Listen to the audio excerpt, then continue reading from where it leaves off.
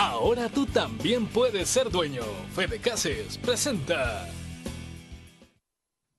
Muy bien, tras la destitución del ahora expresidente de la Corte Suprema de Justicia, Salomón Padilla, fueron despedidos 2 gerentes de la misma entidad. Hoy nos acompaña precisamente quien fuera uno de ellos, el exgerente de Asuntos Jurídicos, David Orestes Quintanar, está con nosotros, a quien le damos la más cordial bienvenida. Queremos hablar con él, preguntarle cómo está la situación, viene de adentro de la Corte Suprema de Justicia, cómo está la situación de la Corte Suprema de Justicia, si los trabajadores están sintiendo estabilidad o no hay estabilidad, si hay certidumbre al interior de la Corte Suprema de Justicia, si estas salidas que se dieron recientemente, estas destituciones que se dieron recientemente, pues cómo se está tomando, ¿no? Cómo lo están viendo ellos realmente. Es una situación bastante complicada después de la salida de Salomón Padilla, quien la Sala de lo Constitucional de la Corte Suprema de Justicia declaró precisamente inconstitucional su nombramiento. Muchas gracias por estar con nosotros. Orestes, muchas gracias por acompañarnos esta mañana. Buenos días, Romeo. Buenos días, amable teleaudiencia. Bueno, comentarte, o sea, la semana pasada, pues obviamente de todos es conocido que fue una semana de mucha crispación en el ambiente laboral. Hubo un ambiente de mucha tensión. También hubo un ambiente de mucha presión social y respuesta de los trabajadores. Y afortunadamente, gracias a esa presión, por ejemplo, se observó ayer un comunicado en las redes sociales y en la página institucional de la Corte Suprema en el sentido de garantizar la estabilidad laboral. Obviamente, por lo visto en los medios se han dado algunos traslados que por lo visto no se han realizado conforme a los manuales que rigen los traslados y que en una situación fáctica o de acefalía, como lo ha establecido la Asamblea Legislativa, pueden ser revisados o derogados por parte de una presidencia constitucional del órgano judicial. Orestes, ¿cómo llegaste tú a la Corte Suprema de Justicia? Fui designado por el entonces presidente, el doctor Padilla. Así es como llegas a la Corte Suprema de Justicia, es decir, él te llama a formar parte. Él me llama a formar parte, había un perfil para ocupar el cargo, ¿verdad? Y mi perfil profesional lo llenaba. Quiero comentarte, o sea, dentro de mi perfil profesional tengo 14 años de experiencia profesional. Tengo 2 maestrías, una en Derecho de Negocios y otra en Derecho del Trabajo, y tengo un doctorado en Derecho Privado. Más un posgrado de Administración Pública en Estados Unidos. Entonces, se consideró por mi experiencia en gerenciamiento que podía tomar esa responsabilidad. Es decir, que académicamente, según el presidente de la Corte Suprema de Justicia... Y laboralmente. Sí, digo, académicamente y laboralmente estabas capacitado, tenías las capacidades para poder desempeñar ese cargo. ¿Dónde trabajaste tú antes? Solo para hablar sobre este tema de la capacidad laboral, ¿no? He sido abogado en ejercicio de la profesión, he trabajado en empresas del ramo de la salud en el país, he trabajado en multinacionales de la industria del tabaco, y he sido consultor también externo de otras empresas en materia de servicios de telecomunicaciones, hidrocarburos, todo el ámbito regulatorio. Orestes, entonces, si tú tenías la capacidad, digamos, si tienes la capacidad académica y laboral, ¿consideras, obviamente, entiendo, injusta tu salida de la Corte Suprema de Justicia? Mire, más que justa o injusta, porque ese es un proceso lógico que se debe dar cuando hay un cambio de mando, no fue apegada a derecho. A los funcionarios de alto nivel o de alta dirección están regulados y garantizados sus procesos de retiro por la ley reguladora de la garantía de audiencia para los empleados no incluidos dentro de la ley del servicio civil, que es un precedente histórico y jurisprudencial también que surge a raíz del caso de Sola, donde le dicen a las personas, o sea, y es para garantizar la seguridad jurídica y la transición en las oficinas estatales, de que, mire, usted se va a ir y le vamos a dar su derecho de audiencia. En el caso de nosotros, de los dos gerentes, fue una situación bastante anómala. Se nos envía con un personal de servicio una nota, en mi caso incluso con el nombre mal redactado. Hasta tuve que decirle, mire, corrija por la misma seguridad jurídica, y nunca se nos dio la garantía de audiencia. Y quiero decir... Es decir, que no se respetó el debido proceso, no, en todo caso. No. Orestes, entonces tú no estás objetando de que te hayan separado de la Corte Suprema de Justicia, sino que estás objetando el mecanismo, ¿no? La legalidad de la separación. Incluso yo quiero comentarlo al público. Yo había puesto 2 o 3 semanas antes, en ejercicio del buen gobierno, como lo había hecho también en el 2012, le había puesto al doctor Padilla mi cargo a disposición. Al vencimiento al vencimiento del contrato. Se estila, por lo menos en la cultura administrativa de la que yo vengo, de que se pone a disposición cada fin de año para que el titular te diga, bueno, sigue o no sigue. Entonces aquí no se consideró el tema de los contratos vigentes, no se consideró el tema de la audiencia, incluso llegando, y quiero ser en esto muy claro, llegando un presidente constitucional, él tiene derecho a nombrar a sus funcionarios y debe, y yo iba a poner mi cargo a disposición, pero garantizando también una transición organizada. En cambio, en ese día, solo se dice, bueno, está cesado, ponga los bienes a disposición de la presidencia, porque eso está en la nota. Los bienes no se ponen a disposición de la presidencia, sino que es auditoría quien toma estos bienes y los pone a resguardo, el despacho lo pone a resguardo y son propiedad del órgano judicial. Entonces, no se hizo la transición Ahora, ¿tú ibas a poner la renuncia, de todas formas? Si llegaba un presidente constitucional, sí. ¿Florentín Meléndez no es un presidente constitucional? El cargo de presidente en funciones no es un cargo regulado en la ley. De hecho, lo comentábamos hace unos días con otro periodista. No es y me decía, yo busco y no aparece. Y es que el 174 de la Constitución dice, la Sala de lo Constitucional estará integrada por 5 magistrados designados por la Asamblea Legislativa. Su presidente será elegido por la misma en cada ocasión que corresponda elegir. La Constitución, en primer lugar, no contempla esa figura. La ley orgánica solo habla de las suplencias, pero para integración de tribunal. Por ejemplo, te dice el artículo 2, inciso segundo.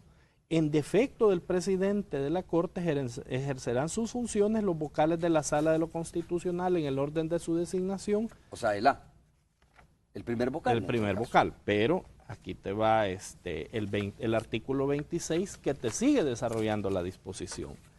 Cada sala será presidida por su magistrado presidente y en su defecto por el magistrado que le sigue en el orden de su designación. O sea, eso se refiere a la integración del tribunal, no a que porque aquel se fue, yo sigo y tomo tales atribuciones y porque era, yo también lo soy. No es así porque lo que se considera aquí y está regulado es un proceso de ausencia por licencia, por incapacidad médica, por alguna misión oficial. Entonces, ¿tú me quieres decir que hay acefalía Sí. realmente en la Corte Suprema de Justicia en Sí, este momento? hay una cefalía. Ujú.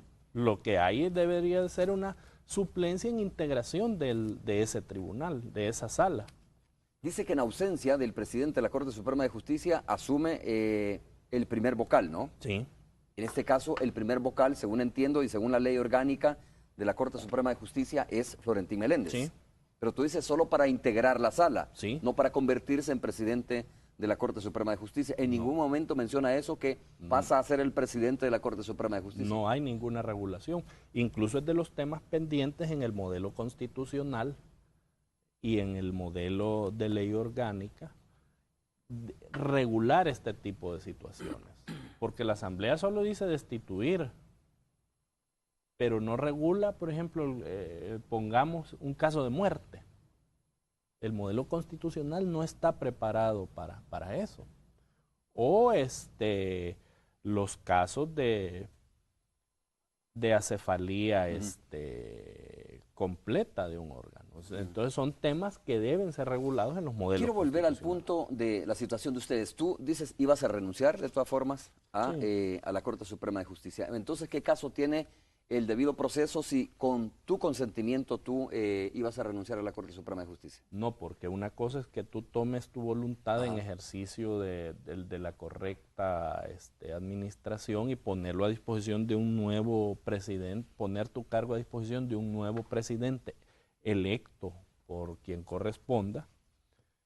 Una cosa es seguir, es todo ese procedimiento legal administrativo, y otra cosa es que se te separe abruptamente sin seguir el procedimiento. Entonces, yo lo que quiero defender es el derecho de los ciudadanos a, primero, que se respeten se respeten los procedimientos, las leyes. Dos, a que no se nos discrimine por temas de parentesco o por simples presunciones o afirmaciones que se dan sin comprobar su veracidad. Cuando dices a que no se nos discrimine por parentesco, ¿te refieres a que supuestamente tú tenías familiares en el sistema judicial? No tengo ningún familiar. Porque esa es una de las cosas que se dijo, ¿no? Son personas afines, son personas hijos de no sé quién, y además tienen afiliación política partidaria, y esto fue como una de las objeciones más, digamos, más contundentes que esgrimieron las personas que al final le separaron también de su cargo, entiendo yo.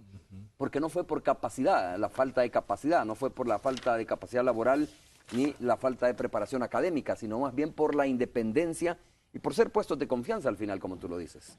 Mira, finalmente, o sea, el tema que aquí hay es un tema de que no, o sea, ¿qué se entiende por política partidaria dentro de las instituciones? Tu servidor al menos puede decirlo. Jamás, y los ex colegas pueden decirlo, jamás hablamos de las tendencias de votación. Jamás se les pidió, miren, vayan a un meeting. Jamás se les pidió una inclinación a un determinado partido, porque a mí desde pequeño me educaron también en mi casa a que uno no habla ni de política, ni de religión, ni de cuestiones de pareja con la gente, a menos que tu otro interlocutor te lo diga. Y es que dentro de la gestión hubieron, como tú dices, muchos logros, muchos avances, como por ejemplo dejar probidad en Mora Cero, un proyecto que ya estaba en el presupuesto de vigilancia penitenciaria para hacer las videoconferencias desde los penales. Un curso amplio, gratuito y masivo para prepararse para el examen de notariado para profesionales del órgano judicial y para no profesionales del órgano judicial, programas de prevención de la violencia en las escuelas, divulgación de la Lepina para difundir el bullying, que obviamente También hubo una consulta, y ese se me escapaba, hubieron consultas públicas y abiertas a todos los sectores de los proyectos de leyes notariales y de ley orgánica judicial. Entonces, pregunta básica de cajón a la opinión pública, usted, con toda esta serie de alcances y logros y cosas que se hacían, realmente tiempo fue siempre lo que hizo falta. Entonces, si hizo falta tiempo para trabajar, ¿qué tiempo iba a haber para las jornadas partidarias? Esa es una, o sea, mire, eso es una justificación para decir, mire, vamos a tomar vamos a hacer lo que vamos a hacer, como dijo el doctor Padilla ante los medios. Si eso le hicieron a él con una sentencia, siendo el magistrado presidente en ese momento, ¿qué más no pueden hacer con los ciudadanos comunes? Y yo soy un ciudadano común. Por eso, pero entiendo que cuando se objeta esa parte no se refiere precisamente a la parte implícita de que tú vayas a un mitin o que asistas a un mitin, ¿no? Sino más bien de que siendo tú, digamos, simpatizante de un partido político, puedas con tus decisiones no ser apegadas a derechos, sino más bien tomar decisiones que puedan favorecer a determinado partido político. A eso, entiendo, se refieren los que objetan ese punto, no necesariamente de ponerte el chaleco y asistir a un mitin. Jamás tomamos decisiones en ese sentido. De hecho, le puedo decir, en nuestra dependencia, en las dependencias que en ese momento estaban bajo nuestra jerarquía, se atendía a personal de todo tipo de colores, y chalecos. Por otra parte, decisiones de sentencias o jurisdiccionales no las tomaba su servidor, sí, claro, ¿verdad? Esas correspondían a la sala, nosotros veíamos lo administrativo. Y en lo administrativo jamás hubo temas de discriminación o temas de incidencia a inclinar, como dicen, la balanza a favor de uno u otro sector. ¿Tú consideras injusta la salida de Salomón Padilla? Más que injusta, la considero, como lo he dicho ante los medios, que no está apegada a derecho. O sea, yo considero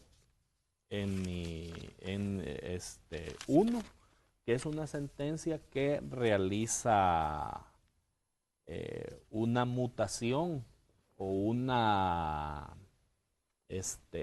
legisla más allá de lo legislado en materia constitucional y en materia de ley secundaria, y quebrante el artículo 85, donde dice que el gobierno es republicano, democrático y representativo. Eso implica la pluralidad. Incluso en este artículo prohíbe la existencia de un partido único oficial. Entonces, si este artículo te dice hay pluralidad en el país, es lógico que va a haber pluralidad de opiniones. Y el 176 te establece los requisitos para ser magistrado de la Corte Suprema de Justicia, claro. Salvadoreño, mayor de edad, del estado seglar, abogado, de moralidad y competencia notoria, y para el caso haber desempeñado un máximo de 10 años el ejercicio de la abogacía. Y la ley de la carrera judicial te desarrolla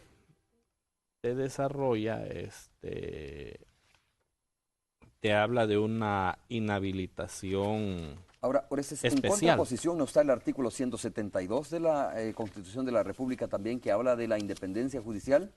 Te lo leo, dice que los magistrados y jueces en lo referente al ejercicio de la función jurisdiccional son independientes y están sometidos exclusivamente a la Constitución y a las leyes. Sí, correcto, ¿no? Igual los habla de la independencia judicial. Pero aquí te desarrolla el tema, la ley de la carrera judicial te desarrolla el tema de la militancia política. Ajá. El ejercicio de un cargo de la carrera es incompatible con la participación en política partidista. Esto es pertenecer a cuadros de dirección o ser representante de partidos políticos o realizar actividad proselitista. O sea, aquí te desarrolla. No era un tema que no estuviera regulado o estipulado. Y hasta donde yo entiendo, el doctor Padilla jamás fue miembro de organismos de dirección. Entonces, obviamente cuando tú eres electo, y eso también lo estableció en sus criterios el Tribunal Constitucional español, cuando tú eres electo, debes separarte de tus funciones de dirección si las tienes y quedarte solamente sujeto a lo que la Constitución te dice. Además hay una garantía en la parte dogmática de la Constitución, en el artículo 7, que te habla del derecho de asociación. O sea, y cuando se contrapone un derecho abstracto versus un derecho concreto de una persona física y natural, teóricamente el doctor Ignacio Burgoa, uno de los constitucionalistas modernos, dice priva el de la persona natural versus el de la persona jurídica. Okay. Tengo que hacer la primera pausa. Antes de ir a la pausa comercial, quiero contarle que decenas de habitantes de la comunidad La Cruz en Santa Tecla se han concentrado en la carretera panamericana. Son las imágenes que usted está viendo en las cercanías del hospital de esa localidad. Ellos manifiestan estar en contra de la construcción del proyecto habitacional La Gran Manzana que impulsa la alcaldía de la localidad, pues a su juicio los costos son demasiado altos según las apreciaciones de estas personas. El acuerdo es que los habitantes se movilizarán al proyecto La Comuna Costea, que costará a un monto de 80% del costo total de las viviendas, y ellos cancelarán el resto en cuotas por medio de un financiamiento con el Fondo Social para la Vivienda. Ahí está viendo usted esta protesta, cierre de calle que viene de Santa Tecla hacia San Salvador.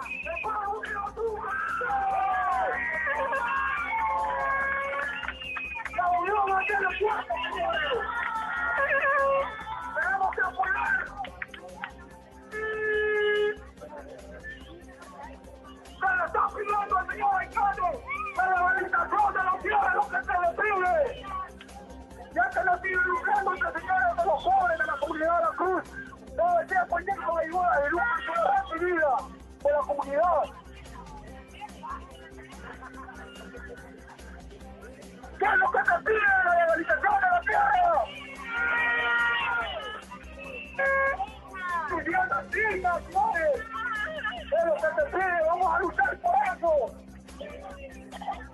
Porque ya tenemos 33 años de estar viviendo en esta digna comunidad.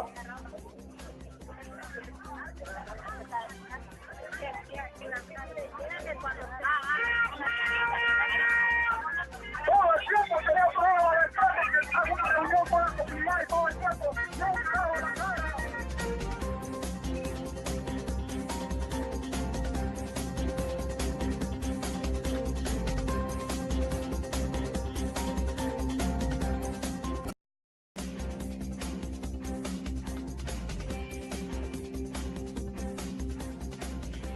Muy bien, estamos de regreso tras conocer las declaraciones de Orestes en el tema de su destitución, digamos, de la Corte Suprema de Justicia, en donde él considera que el procedimiento no fue dentro del marco de la ley, dentro del marco del Estado de Derecho. Pues la pregunta es lógica, ¿no? Saber si tú vas a acudir o ya acudiste a algunas instancias para denunciar este tipo de situaciones que tú lo consideras totalmente ilegal. Vea, yo he considerado, o sea, primero hay que agotar todas las vías administrativas. Corte Plena, que es el único tribunal que hoy por hoy está vigente e integrado, que en su momento deben resolver, plantear las acciones también. Voy a pedir una tutela no jurisdiccional en la Procuraduría para la Defensa de los Derechos Humanos, la estoy trabajando. Y se ha pedido en el Sistema Interamericano de Derechos Humanos, por parte de las personas que consideraron en riesgo su integridad, su estabilidad laboral, se planteó desde el 12 de octubre medidas de protección y se han estado enviando comunicaciones en el sentido de los daños que han surgido. Obviamente, y quiero decirle, se habló ahí, se habla de un monto y se discutió de un monto, es de un colectivo de más o menos 74 firmantes. Entonces, ese monto es de ese colectivo, por los daños morales, por los perjuicios morales que pudieran haber, salarios no devengados.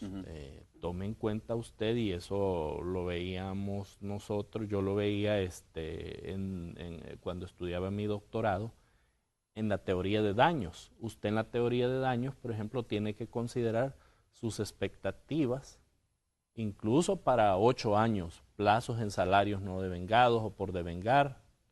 Imagínense en el caso de un magistrado que es tercero beneficiario aquí en esta cuestión, ¿cuánto? Solo hay que sacar el cálculo solo de salarios no devengados, más el daño moral para tutelar efectivamente el honor y proteger la imagen de las personas. Claro, en caso de que pueda demostrar que su despido no estuvo apegado a derecho. O la sentencia violó derechos humanos. Porque el problema es que es una sentencia donde hacen incluso... La sentencia emitida por la sala, donde quitan a Salomón Padilla. Claro, porque son sentencias donde se toman, incluso hacen alusión a exposiciones de motivos constitucionales que motivos son argumentos, no son normas. Entonces hacen una serie de argumentos, como ya te los he expuesto, que no están apegados a derecho. Entonces, si una sentencia quebranta garantías individuales y eso trae como consecuencia el quebrantamiento de garantías de grupos, porque no necesariamente quebrantar una garantía o un derecho civil está relacionado a un despido.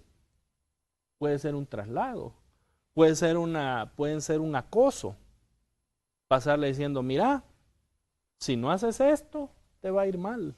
Mira, llegar, o sea, entonces eso está planteado. Todos esos temas se ocupan para calcular una teoría de daños. Orestes, ¿cómo está a tu juicio la situación en ese momento al interior de la Corte Suprema de Justicia? Déjeme mencionarte un dato que me pareció impresionante, ¿no? Se habló de que dentro de esta situación de irregularidad, si tú le quieres llamar así de esa manera, al interior de la Corte Suprema de Justicia, incluso se perdieron unos documentos del caso Celenel en ese lugar. Eso sucedió durante una misión oficial del doctor Padilla.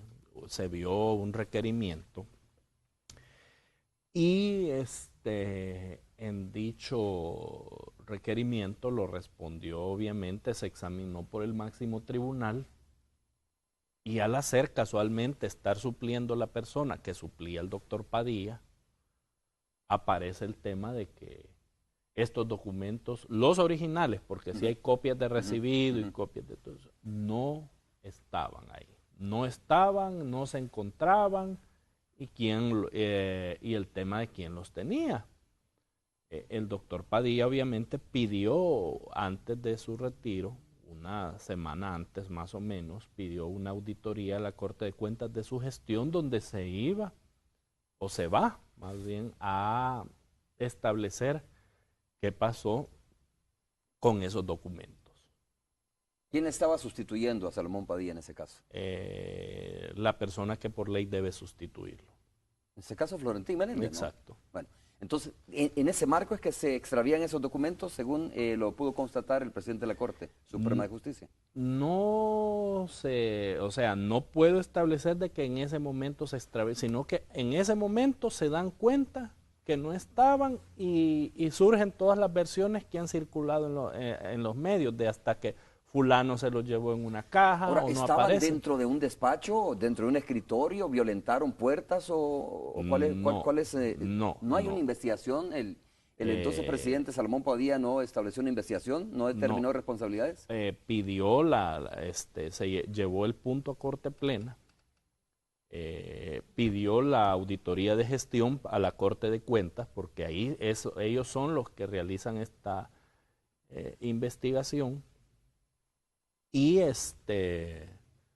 no se violentaron puertas ni nada. O sea, lo que puede suceder o lo que se vio en ese momento era algo así como que vas a buscar algo que según tú tenías y ya no lo tenías y no se sabe cómo desapareció. O sea, así forcejeo de cerraduras, puertas, eso categóricamente lo puedo afirmar. ¿Sigue siendo un misterio eso? ¿La desaparición de los documentos? Sigue siendo un misterio. No sabemos quién tenía la custodia de esos originales o quién tiene esos originales a la fecha, esperando. O sea, hay copias. Sí, hay copias y hay toda la secuencia administrativa que permite establecer que todo eso se ha difundido y está en el conocimiento de quien debe estar. ¿Esos originales estaban en la oficina de quién? ¿O en el despacho de quién? ¿O en qué lugar de la Corte, físicamente hablando, no de la Corte Suprema de Justicia? Mire, en teoría, lo que se planteó era que estaban en el despacho de presidencia, ¿verdad? Sin embargo, la ley orgánica establece que hay unidades encargadas de custodiar estos documentos. Y es extraño porque en su momento, porque no es un caso nuevo de lo que estamos hablando, no se enviaron a las unidades que custodian este tipo de documentos. ¿Qué tienen esos documentos? ¿Por qué eran importantes esos documentos? ¿Por qué son importantes esos documentos? Mire, son importantes porque usted procesalmente con ellos pues establece los hechos que usted está investigando. Sin embargo, como le digo, existen respaldos, existen copias que fueron entregadas en su momento y que ya para lo que servían, que era dar información, ya cumplieron también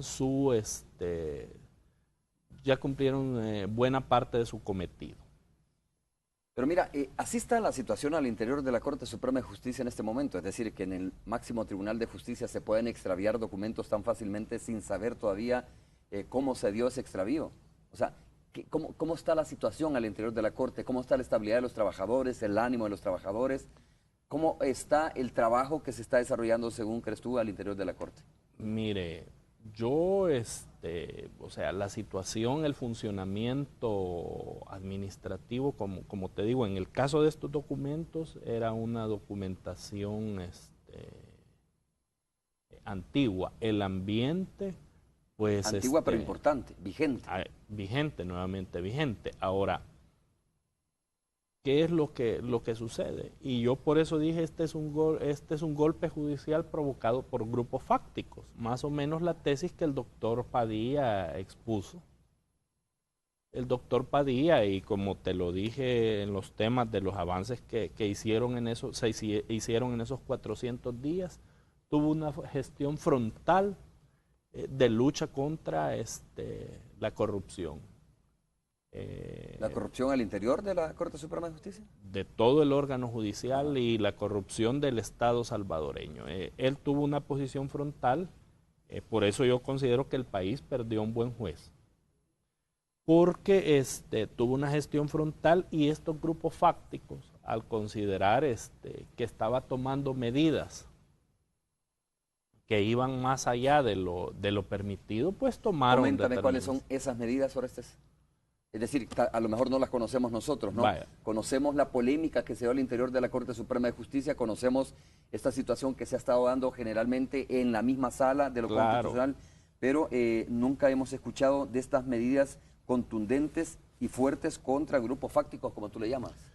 Mire, por ejemplo, le mencionaba el tema de la sección de probidad. Ajá. Cuando nosotros llegamos tenía 3,000 casos pendientes de resolver y de imponer sanciones o de completar declaraciones, todo lo relacionado a los funcionarios públicos. Al día de la finalización de la gestión del doctor Padilla, eso estaba en ceros.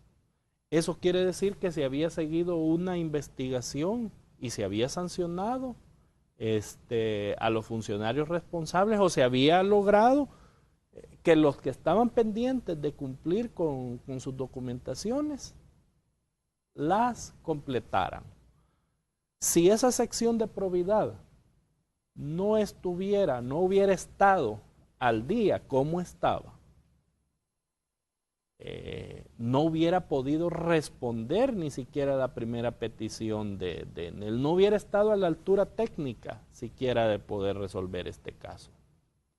Y es que la sección de probidad, como dicen, es una sección, por ejemplo, importante, clave, es probidad. De la misma manera se avanzó en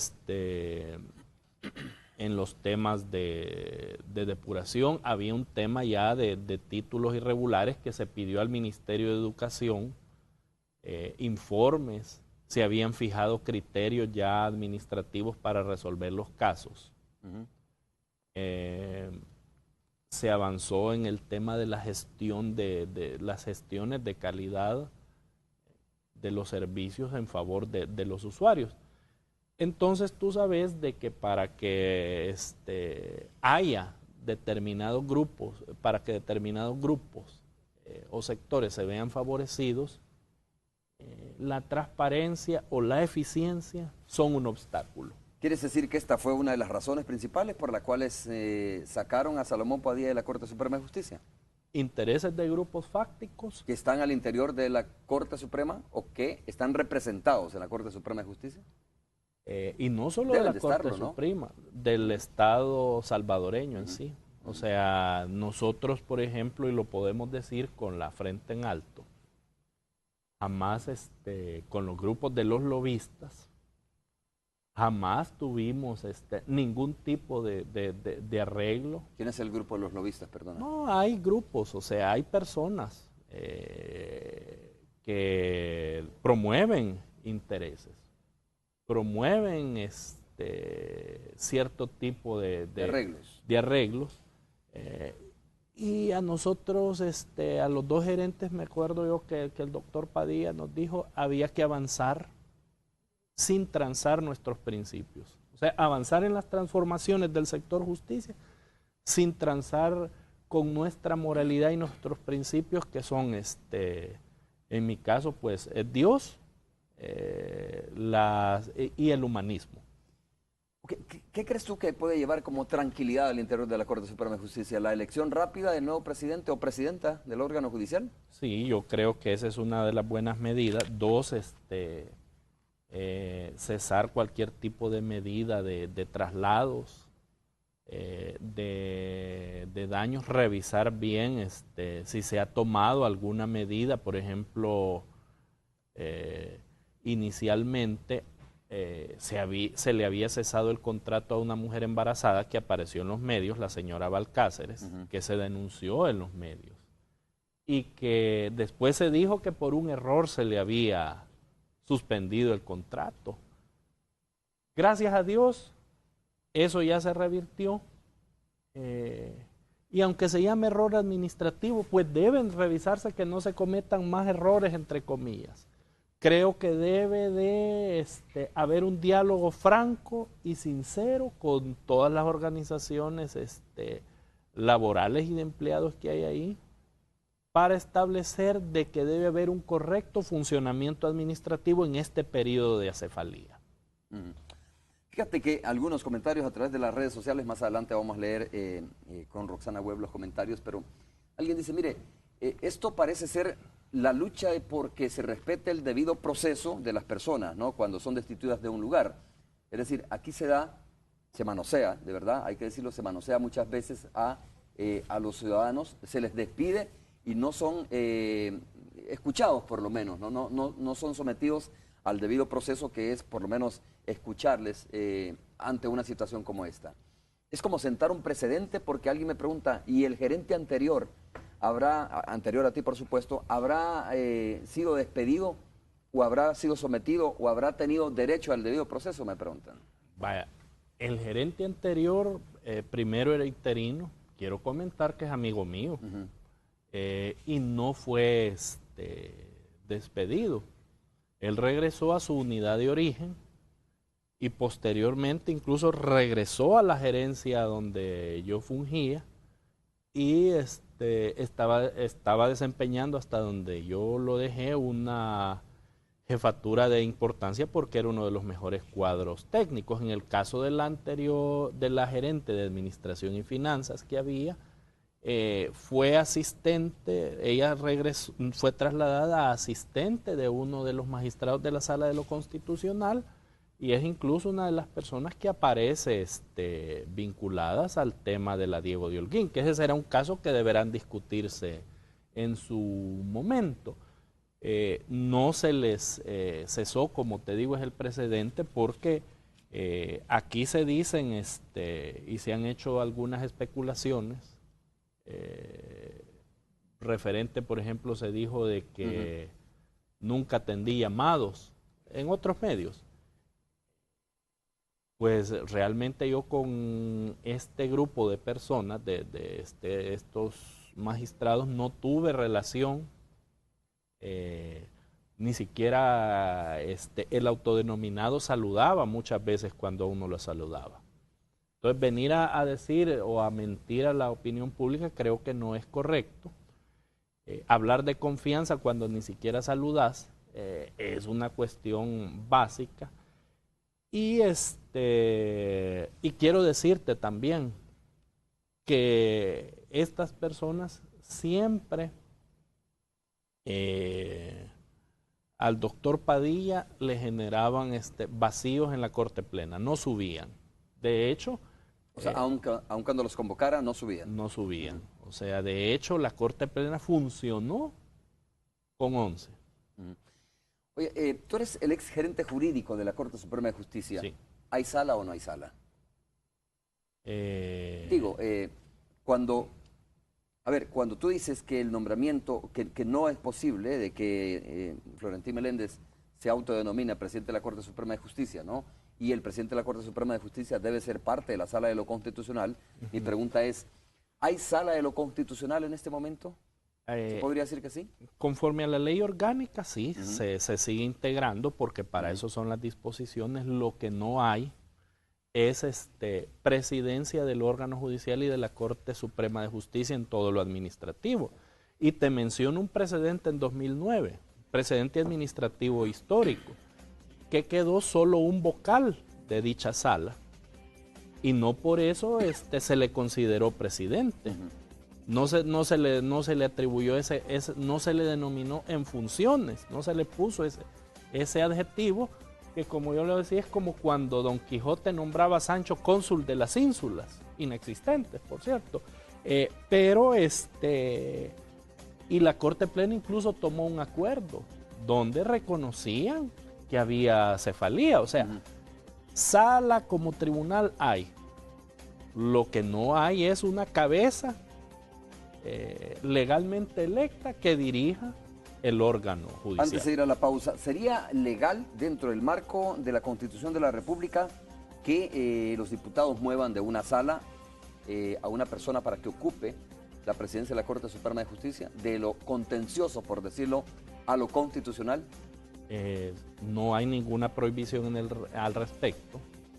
Hay un precedente también histórico de la doctora Victoria de Avilés. Ella fue electa en la Sala de lo Civil y posteriormente fue trasladada a la Sala de lo Constitucional por parte de los diputados. Ok, vamos a hacer una pausa. Cuando regresemos, algunos comentarios a través de las redes sociales. Volvemos.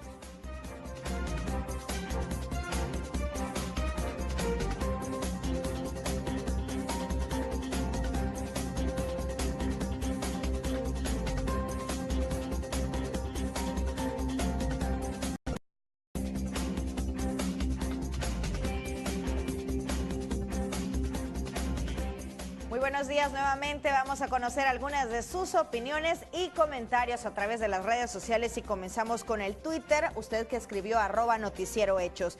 Pacfer3 dice, el Estado fallido no es catalogado solo por la seguridad, pero sí es fallido porque la falta de seguridad se da.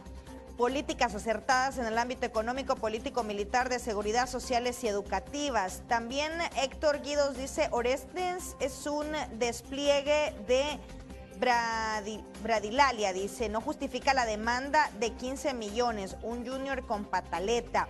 Rodrigo Yandro dice, el señor Ortiz dice, no entiende que la Corte debe ser despartidizada, los puestos deben ser ganados y no impuestos por el compadrazgo, pero cuando estaba dentro Padilla favoreció al nuevo grupo de poder en el país, asegura Crorellana SB. Esto a través del Twitter. Leo rápidamente, Romeo, y pues también en comentario a tu invitado, otros comentarios, otras preguntas también aquí en el Facebook. Juan Fuentes dice, debe haber alguna manera de castigar a aquellos que interpretando la Constitución, lo dice entre comillas, la manejan a su antojo y conveniencia. Ricardo Hernández dice, se considera que los magistrados tienen instrucción notoria y los jueces que emiten son los correctos, sobre los diputados mantienen esta constante confrontación. Pregunta, ¿será desconocimiento? Por ahora muy bien las resoluciones de los magistrados de la Sala, esperando una o un presidente en la Corte con independencia partidaria, pide José Polanco. Van a declarar inconstitucional la ley de amnistía y la dolarización. Esta última nos ha hecho más pobres, Ricardo Hernández. El Frente critica las resoluciones de la Corte Suprema de Justicia porque no han logrado establecer injerencia y manoseo en ella. Gandhi Aguilar es lo que dice. Lastimosamente los políticos le ponen tanta atención a un tema que no afecta directamente a la población en estos momentos de cruel criminalidad. Ricardo Alas. Muy bien, y la última pregunta, Juan Carlos Rosendo dice, ¿seguirán las destituciones de gerentes en el sistema judicial? Según me he enterado, el administrador de la Corte de Cuentas, Isidro Menéndez, es un incompetente, dice. Es parte de su comentario. Regreso contigo, Romeo. Gracias, Roxana. Mira, agrego uno más, Chalateco 84, dice Romeo, ¿por qué se quejan ellos si quitaron más de 50 empleados y primer gerente que no se quiere ir? Dice, ¿por qué será? Además habla Orestes, están hablando precisamente de este tema, despartidizar la Corte Suprema de Justicia y no por compadrazgos. Mire, compadre, tengo uno y es abogado en el ejercicio liberal de la profesión. No hay, como le digo, se vio un perfil, calzaba. Temas de esos despidos que se aluden aquí, falso. Lo que sí, o sea, se hicieron fueron medidas y procedimientos, habían irregularidades, por ejemplo, de personas ocupando cargos que exigían perfil profesional y no tenían el título profesional, que solo se habían quedado así como decía Chespirito, dígame licenciado, y no eran licenciados. Personas que ganaban jornada de tiempo completo y solo trabajaban media jornada por contrato. Entonces, esas cosas sí, en eso sí, como le digo, la gestión fue contundente y buscó arreglar este tipo de situaciones. Entonces, y referente al tema a los temas de la estabilidad en el cargo, pues ya los discutimos. Sí, digo, a esto se refieren las personas que preguntan sobre, mire, ustedes quitaron personas, dice, ¿no? Quitaron algunos empleados y pregunta si también les dieron el debido proceso, si fueron personas que cuando se les separaron o se les quitaron, tuvieron derecho a esto, al debido proceso. Sí. ¿Ya? Sí, se hizo todo, o sea, se dejaron también gestiones en la Comisión del Servicio Civil. Hubo, eso está debidamente documentado y oportunamente las auditorías de gestión de la Corte de Cuentas de la República van a establecer que se actuó conforme al derecho. Yo soy laboralista de especialización, entonces entiendo eso de seguir los trámites en estos temas. Por eso, ya para terminar, ¿qué consecuencias puede tener cualquier acto que esté ejecutando en este momento el que está fungiendo como presidente de la Corte Suprema de Justicia? Administrativo, digo, ¿no? Esos actos administrativos pueden ser revisados, revocados o anulados por el titular que sea electo. Porque, como ya se ha mencionado, no son actos administrativos en sí, sino que son hechos administrativos. ¿Y por qué digo hechos? Porque el acto administrativo, una de sus características que tiene es que debe ser emitido por el funcionario competente y debidamente nombrado para hacerlo. En este caso ya explicamos que no lo hay y por tanto las decisiones no pueden ser actos administrativos apegados a derecho y por tanto son sujetos de revisión, de revocación y también de observación. Cualquier nombramiento que esté haciendo en ese momento el que funge como magistrado presidente puede ser objetado a futuro. Sí, incluso. Me refiero acaba de ser un reciente nombramiento, ¿no? Que es el del caso del ex procurador de los derechos humanos. Incluso, fíjate, por ejemplo, puede ser observado por la Corte de Cuentas, de decirle, por ejemplo, te pongo un ejemplo, es solo ilustrativo. Si alguien viene y se atribuye un cargo poniéndole, por ejemplo, teniente de síndico y firma una partida de nacimiento, todo esto es ejemplificativo, porque no hay registrados del estado familiar, entonces esa partida de nacimiento puede ser anulada o puede ser impugnada. Porque esa persona no es la capacitada para emitir ese tipo de actos. Ok. Finalmente, ¿qué piensas del nombramiento de Óscar Luna? No puedo, realmente no puedo comentarlo, pues, o sea, yo lo que espero es de la Administración de Justicia la continuidad de los actos, la continuidad de los procesos, y el compromiso con la transformación de la justicia. Orestes, muchas gracias por haber estado con nosotros. Un gusto haber conversado contigo. Bueno, la verdad es que esperamos como salvadoreños que la Asamblea Legislativa elija lo más pronto posible al nuevo presidente de la Corte Suprema de Justicia de nuestro país. Gracias pues a ti por este espacio, gracias a la teleaudiencia por la paciencia de escucharnos y gracias a Dios por permitirnos estar aquí. Muchas gracias. Vamos a hacer una breve pausa comercial. Regresamos en breve ya para el cierre de Hechos AM.